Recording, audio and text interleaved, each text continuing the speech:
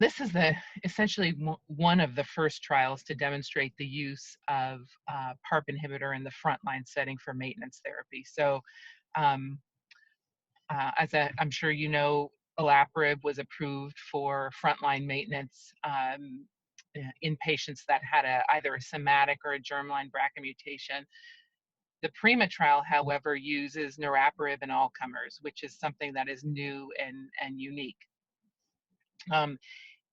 In this patient population, so in a patient population that has advanced ovarian cancer that doesn't necessarily have a BRCA mutation, the standard of care was either to treat them with chemotherapy and then just use surveillance, versus some people use a bevacizumab or Avastin in this setting. So meaning they use bevacizumab with their chemo and then continue it in maintenance.